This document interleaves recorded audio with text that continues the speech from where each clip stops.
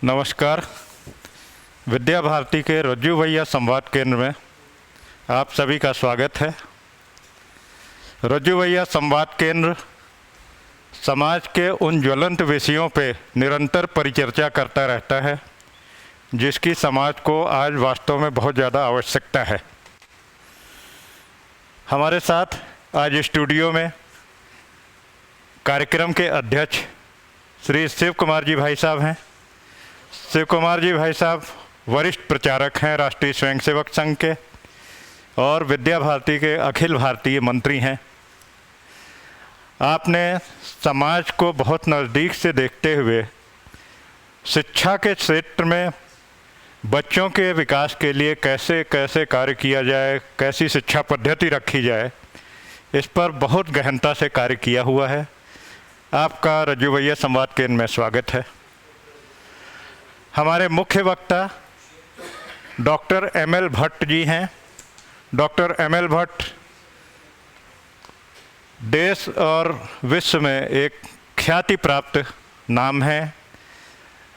कुछ समय पूर्व तक आप king George medical university Lucknow के वाइस चांसलर रहे। वर्तमान में आरोग्य भारती संगठन के अवध प्रांत के अध्यक्ष हैं। डॉक्टर भट्ट का रज्जू भैया संवाद केंद्र में स्वागत है। हमारे विशिष्ट वक्ता श्री जितेंद्र कुमार जी हैं। जितेंद्र कुमार जी वरिष्ठ आईएएस ऑफिसर हैं। विभिन्न जनपदों में जिलाधिकारी, मंडलायुक्त, शासन के विभिन्न पदों को वहन करते हुए समाज में अपनी एक अलग छाप छोड़ी है। आप विभिन्न विषयों पर निरंतर शोधरत रहते हैं। कोरोना काल में आपने कोरोना से बचाव से लेकर कोरोना से संक्रमित लोग पोस्ट के कोविड प्रॉब्लम से कैसे और छुटकारा मिले, इन सब विषयों पे बहुत ज़्यादा गहन कार्य किया है। जितेंद्र कुमार जी भाई साहब, आपका स्वागत है। आज की परिचर्चा का मुख्य विषय कोरोना की तीसरी लहर है। सारे विश्व से इस तरह के संकेत दिए जा रहे हैं कि तीसरी लहर में बच्चे ज़्यादा प्रभावित होंगे। इसके दो कारण बताए जा रहे हैं। पहला कारण बच्चों के लिए किसी तरह की वैक्सीन का विकास न हो पाना है और दूसरा कारण कोरोना वायरस का निरंतर बदलता हुआ स्वरूप, जिसने पहली लहर में ज़्यादातर उम्र दराज लोगों को प्रभावित किया। दूसरी लहर में युवा पीढ़ी बहुत ज़्यादा प्रभावित रही। इसलिए संभावना व्यक्त की जा रही कि तीसरी लहर में बच्चे भी प्रभावित होंगे। बच्चे राष्ट्र की धरोहर हैं, बच्चे अनमोल हैं। हमारा ये अभियान बच्चे अनमोल हैं। इसमें हम निरंतर आपके सामने ऐसे विशिष्ट व्यक्तियों को लाते रहेंगे जिन्होंने विभिन्न क्षेत्रों में, मेडिकल साइंस में, प्रशासनिक क्षेत्र में, सामाजिक कार्य के क्षेत्र में अच्छे कार्य किए हैं। इनके माध्यम से हम बच्चों को कोरोना से कैसे बचा सकते हैं, इस पे परिचर्चा करते रहेंगे और ये परिचर्चा आपको अगले 6 महीने तक निरंतर मिलती रहेगी इसी चैनल पे जिस पे आप देख रहे हैं। इसी समय 3:30 बजे से निरंतर ये चलती रहेगी। सबसे पहले मैं प्रश्न करूंगा डॉक्टर भट्ट से कि बच्चों की भयावह स्थिति आने की जो भविष्यवाणी हो रही है, इसको कैसे, किस रूप में लिया जाए और क्या वास्तविकता है, क्या तैयारियां होने चाहिए, इस पे आप मार्गदर्शन करने की कृपा करें। धन्यवाद सौरभ जी। आज प्रोफेसर राजेंद्र सिंह उर्फ रज्जू भैया उच्च तकनीकी डिजिटल सूचना संवाद केंद्र के तत्वावधान में आयोजित महाअभियान श्रृंखला बच्चे हैं अनमोल, कोरोना की तृतीय लहर से सुरक्षा विषय पर आयोजित इस परिचर्चा, जिसका आयोजन विद्या भारती पूर्वी उत्तर प्रदेश द्वारा किया गया है, इस कार्यक्रम की अध्यक्षता कर रहे हैं हम सबके संरक्षक माननीय शिव कुमार जी, राष्ट्रीय मंत्री विद्या भारती। आज के कार्यक्रम में विशिष्ट अतिथि के रूप में हमारे साथ वरिष्ठ IAS अधिकारी श्रीमान जितेंद्र कुमार जी जो हमारे दाहिनी तरफ बैठे हैं, और इस कार्यक्रम का आयोजन करने वाले सौरभ मिश्रा जी। आज जो हम कोरोना की तृतीय लहर की बात कर रहे हैं, वो क्यों संभावना है, इस विषय पर मैं संक्षेप में बताऊंगा, और उसके पश्चात उसके क्या लक्षण होते हैं बच्चों में और बचाव के क्या तरीके हो सकते हैं, इन विषयों पर संक्षेप में जानकारी दूंगा। तीसरी लहर की जो संभावना की बात की जा रही है और पूरे विश्व में ये बात हो रही है कि बच्चों को ज़्यादा प्रभावित करेगी, ऐसा इसलिए कहा जा रहा है क्योंकि हमारे देश में बच्चों के लिए कोई कोरोना की वैक्सीन उपलब्ध अभी नहीं हो पाई है। बच्चों की आबादी 18 वर्ष की आयु तक के लोगों की 42% आबादी है, तो इस तरह से एक बड़ा आबादी है जो अछूता बचा रहेगा वैक्सीन के बचाव से। दूसरा कारण ये है कि हमारे देश में जो अभी तक लहर आई है उनमें ये देखा गया कि लगभग 12% बच्चे प्रथम लहर में भी और द्वितीय लहर में भी प्रभावित हुए, और हमारे देश में ज़्यादातर मरीजों में इस समय जो बीमारी फैल रही है कोरोना की, इसी डेल्टा स्ट्रेन के माध्यम से, इसकी ट्रांसमिबिलिटी, इसकी संक्रमण क्षमता और संक्रमण शक्ति बहुत ज़्यादा है। पुराने स्ट्रेन से करीब 2 गुना ज़्यादा ये संक्रामक है, इसलिए ज़्यादा लोगों में फैल रहा है। और भविष्य में अगर तीसरी लहर आती है तो बच्चे जिनमें प्रभावी रोकथाम नहीं किया गया है उनमें होने की ज़्यादा संभावना रहेगी। तो पहले अगर हम रोकथाम की बात करें तो कोरोना से बचने के लिए जो हमारे देश में नारा चल रहा है कि जब तक दवाई नहीं तब तक ढिलाई नहीं, 2 गज की दूरी, मास्क है ज़रूरी, और इसके साथ हाथ को सैनिटाइज करना या साबुन पानी से साफ करना, भीड़ भाड़ की जगह से बचना, तो ये सब जहाँ तक संभव हो पूरी देश की आबादी को करना है और बच्चों को विशेष रूप से करना है। बच्चों को ये बात मैं बताना चाहता हूँ और अभिभावक भी उनको ये बात बताएं कि बच्चों में पूरी दुनिया में एसिम्प्टोमेटिक बच्चे हुए कोविड संक्रमित या माइल्ड सिम्टम हुए, लेकिन वो माइल्ड सिम्टम वाले बच्चे भी अपने घर में माता पिता, दादा दादी, नाना नानी या जो भी उम्र दराज लोग होंगे परिवार में, उनको संक्रमित कर सकते हैं। तो उनके लिए उतना खतरा नहीं है जितना उनके अभिभावकों के लिए और उनके घर में रहने वाले बुजुर्गों के लिए। तो हमारा आयुष 64 आयुष मंत्रालय के द्वारा 4 औषधियों से बना हुआ तुलसी, गिलोय और एष्टी मधु और अश्वगंधा से बना हुआ है, इसलिए हम लोगों को आवश्यकता है कि उन पे एक पूरा सम्यक ध्यान दे करके उनके व्यवस्था करें, और निश्चित रूप से तीसरी लहर आने के बाद भी बच्चों के लिए कोई बहुत ही घातक स्थिति नहीं होगी। धन्यवाद। धन्यवाद डॉक्टर साहब। अभी फिर पुनः आपसे एक बार बात करेंगे। जितेंद्र कुमार जी, आप प्रशासनिक अधिकारी हैं, शिक्षा के क्षेत्र में आप बेसिक और माध्यमिक में बहुत समय तक सचिव, प्रमुख सचिव इस पदों पे रहे।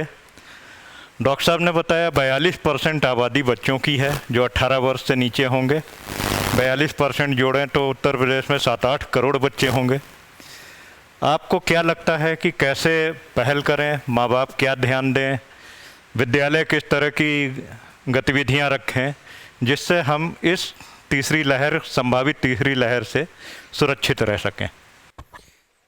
मैं अपनी बात को वहाँ से लिंक करूँगा जहाँ भी डॉक्टर साहब ने बात को समाप्त किया है कि जो संभावित तीसरी लहर है, अभी उसके बारे में बच्चों में 18 वर्ष से, बच्चों का तात्पर्य यहाँ पे 18 वर्ष से कम आयु के वो बच्चे भी हैं जिन्हें हम एडोलसेंट कह सकते हैं, क्योंकि वैक्सीन ही एकमात्र अभी तक WHO के द्वारा अप्रूव्ड या और भी जगह से अप्रूव्ड ट्रीटमेंट कोर्स है। और भी बाकी जितने भी ट्रीटमेंट हैं वो एक तरह से सिम्टोमेटिक है, जो वायरस के इन्फेक्शन के बाद आपके बॉडी में तरह तरह की बीमारियां होती है उसके सिम्टोमेटिक ट्रीटमेंट होते हैं।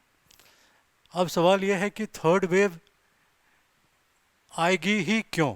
जो हम देखें कि फर्स्ट वेव जब आई तो जब फर्स्ट वेव आई तो जब इन्फेक्शन हाई होता है तो उसके साथ साथ जो इन्फेक्टेड पेशेंट हैं उनकी बॉडी में इम्यूनिटी बढ़ती है, और उनकी बॉडी में इम्यूनिटी बढ़ती है और उस भय से लोग प्रिकॉशन अधिक लेते हैं, क्योंकि जब पेशेंट देखते हैं, पूरी दुनिया में देखते हैं कि लोग बीमार हो रहे हैं, हॉस्पिटलाइज हो रहे हैं, तो लोग उसमें अपना प्रिकॉशन बढ़ा देते हैं।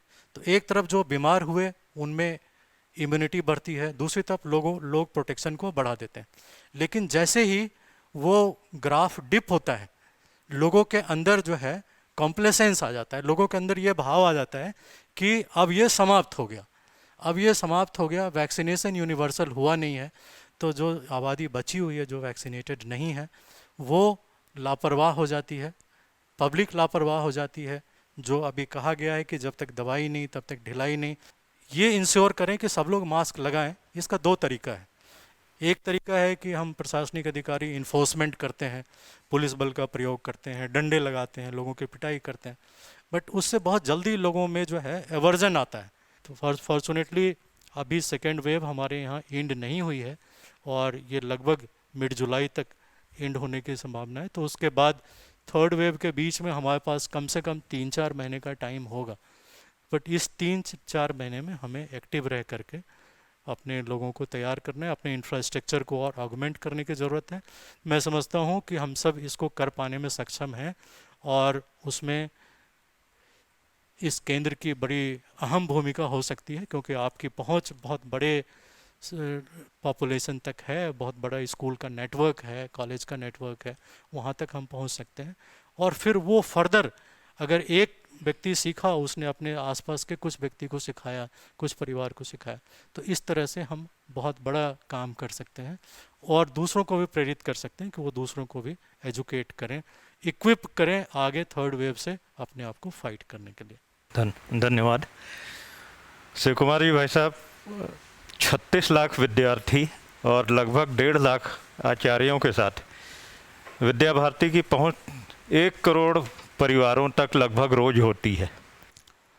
इसमें 2-3 प्रकार के विषय जरा विचार करने पड़ेंगे। अभी मेडिकल बैकग्राउंड की दृष्टि से डॉक्टर भट्ट ने जैसा बताया, और प्रशासनिक प्रबंधन की दृष्टि से और सोशल इम्पैक्ट की दृष्टि से जैसा जितेंद्र जी ने बताया, डॉक्टर का रोल होने के बाद की बात में ज़्यादा इम्पोर्टेंट रहती है, परंतु वो प्रभावित ही न हो इससे, ये तीसरे वेव की जिसकी बात बार बार आ रही है चर्चा में, उससे वो कैसे बचे रहें, इसके ऊपर मुझे लगता है कि अधिक फोकस करना ये शायद हमें आवश्यकता लगेगी। इस पॉपुलेशन के लिए कितनी भी व्यवस्थाएं हम जुटा लें वो बहुत कठिन होगा उसको संभालना। इस नाते से अभी इस 3-4 महीने का उपयोग करते हुए हम बच्चों को कितना प्रबोधन दे सकते हैं, अभिभावक को कितना प्रबोधन दे सकते हैं, और टीचर्स का रोल कैसे इसमें प्ले किया जा सकता है। मैंने इस 14-15 महीने के अंदर विद्या भारती के लगभग 2000 से अधिक परिवारों को डायरेक्टली फ़ोन करके और उनसे उनकी फीडबैक लेने का प्रयास किया। तो ध्यान में आता है कि अभिभावक वर्ग बच्चों के ऊपर एक ओवर प्रेशर डेवलप कर रहा है। उस दिशा में उनको मोटिवेट करने का प्रयास करेंगे तो निश्चित बात है कि हम इस बीमारी से बाहर निकल करके और उस चीज़ को संभालने में सक्षम हो सकेंगे। धन्यवाद भाई साहब। डॉक्टर साहब, एक विषय जो जितेंद्र कुमार जी की बातचीत से निकल के आया और एक शिव कुमार जी भाई साहब की बातचीत से निकल के आया कि बच्चे कैरियर होंगे, अगर संक्रमित हुए तो फिर बड़ों के लिए क्या फिर संकट खड़ा होगा, या बड़े जो वैक्सीनेट हो चुके होंगे वो उससे काफ़ी कुछ बचे रहेंगे। एक विषय ये आ रहा है बच्चों को बचाने की दृष्टि से और बड़ों की दृष्टि से भी। जैसे घर से निकलें तो नाक में तेल लगाने की हमारी जो पुरानी परंपरा थी उसको अपनाने की ज़रूरत है। जैसा कि श्रीमान जितेंद्र कुमार जी ने बताया कि नाक और मुंह से वायरस घुसता है शरीर में, तो नाक में अगर तेल की एक परत लगी होगी, सरसों का तेल या नारियल का तेल, तो हम अपने को उस संक्रमण से बचा सकते हैं। इसी तरीके से मुंह के लिए भी हमारे यहाँ आयुर्वेद में गंडूस की प्रक्रिया बताई गई है, जिसको ऑयल पुलिंग अंग्रेजी में कहते हैं, जिसमें प्रातः उठते ही तेल मुंह में डाल करके, और इस प्रक्रिया नेट पे भी देखी जा सकती है। अदरवाइज एडल्ट्स के लिए 15 ml, बच्चों के लिए उम्र के हिसाब से बड़े बच्चों को ही 5 से 10 ml मुंह में डाल लिया, उठते ही मुंह में डाल के 15 से 20 मिनट मुंह में रखना है, उसको स्विच करते रहना, फिर थूक देना है, निगलना बिल्कुल नहीं है। तो उससे मुंह में भी जो संक्रमण होगा वो निकल जाएगा और नाक का तेल बचाएगा। तो ये दो चीज़ें हैं जिसके माध्यम से बच्चे बचेंगे मास्क लगा करके, तो इसलिए सुरक्षा करने की आवश्यकता है। ठीक है। और जितेंद्र कुमार जी, आपको क्या लगता है, जैसे शिव कुमार जी भाई साहब का कहना है कि बच्चों को हम ज़बरदस्ती कुछ खाने के लिए फोर्स करते हैं तो वो रजिस्ट करेंगे। ये विषय बड़ा रिलेवेंट है, क्योंकि बड़े लोगों में तो हम उनको काढ़ा दे देते हैं, पी लेते हैं, वो ये मान करके ये दवाई है, चाहे जितना भी कसैला है वो पी लेते हैं। लेकिन बच्चों को अगर उसका स्वाद अच्छा नहीं लगा तो वो एक बार माँ बाप उसको ज़बरदस्ती पिला भी दे सकते हैं, बाद में वो नहीं लेंगे। तो एक तो उनके लिए उनके हिसाब से यहाँ पे माँ का रोल बहुत इम्पॉर्टेंट हो जाता है कि बच्चों को एक तो मोटिवेट करके समझाना कि ये सिर्फ आज के लिए नहीं, भविष्य के लिए भी है, और दूसरा उसको उसके स्वाद अनुसार तैयारी किया जा सकता है। आगे कर ले जाएंगे उतनी सफलता से हम इसको शिव कुमार जी भाई साहब, एक विषय और इन लोगों की बातचीत से निकल के आया, क्योंकि ये शिक्षा क्षेत्र का कार्य है कि बच्चों को हिंदी में उनकी समझ जाने वाली भाषा में हम लोग कुछ लिटरेचर बना दें, कुछ ऐसा पत्रक बना दें जिस पत्रक में रुचिकर चीज़ें रहें, कुछ ऐसी प्रतियोगिताएं आयोजित कर दें। ऑनलाइन प्रतियोगिताओं का समय चल रहा है। फिजिकल फिटनेस को लेकर के आप सब लोगों ने देखा होगा, ऑनलाइन कुछ जो है ना वो चैलेंजेज एक दूसरे को दे रहे थे। मैं इतने सूर्य नमस्कार लगाता हूँ, मैं इतनी बार उठक बैठक करता हूँ, ये करता हूँ वगैरह वगैरह। अपने बॉडी को फिटनेस ठीक रखने के लिए उसको एक क्लिप में तैयार करना और कहीं अपलोड करना, सोशल मीडिया पर अपलोड करना, वो उस चुनौती को दूसरा स्वीकार करता है। यानी देखा देखी कि बहुत सी चीजें ठीक हो रही है। मुझे लगता है बच्चों की दृष्टि में, क्योंकि एक सामान्य जो एक साइकोलॉजी है, उस साइकोलॉजी में प्रतिस्पर्धा और जीतना, जिसको हम विजुगिष्टि मनोवृत्ति कहते हैं, जीतने की इच्छा शक्ति ये बहुत बड़ी मात्रा में होती है, और उसके कारण से जीवन की रचना ही एक चेंज हो जाएगी, परिवर्तन धीरे धीरे। अगर अभ्यास में वो आ गया तो वो अभ्यास फिर आगे जीवन में भी चलने वाला है। मुझे लगता है कि ये जो चाइल्ड साइकोलॉजी है, इस साइकोलॉजी पर काम करें तो ये निश्चित बात है कि ये प्रभाव उत्पन्न करेगी। बिल्कुल। तो आप लोगों ने अभी सुना आदरणीय शिव कुमार जी भाई साहब को, डॉक्टर ML भट्ट जी को, श्री जितेंद्र कुमार जी को। निश्चित रूप से सभी लोगों ने जो मार्गदर्शन किया, माँ बाप इस परिचर्चा को सुन रहे हैं, वो अपनी तरफ से कोई भी प्रश्न हो तो हम लोगों को उस प्रश्न को भेज सकते हैं। उन प्रश्नों को हम विशेषज्ञ समिति के सामने ले जाकर उनके जवाब लेंगे और अगली परिचर्चा में उन जवाबों को आपके सामने प्रस्तुत करेंगे। तो पुनः ये परिचर्चा गुरुवार को आपको मिलेगी इसी समय 3:30 बजे। आप उसके लिए प्रश्न तैयार करके भेजिए और सुनने के लिए तैयार रहिए। धन्यवाद।